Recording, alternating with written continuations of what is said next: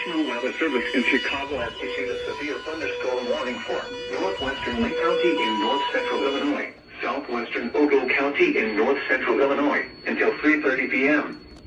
At 3:06 p.m., a severe thunderstorm was located over Dixon, moving southeast at 15 miles per hour.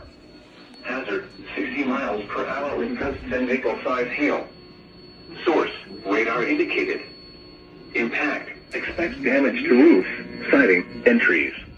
Locations impacted include Dixon, Grand Detour, Woodland Shores, and Moose Elm, including the following Interstate 88 between mile markers 50 and 54. For your protection, move to an interior room on the lowest floor of the building.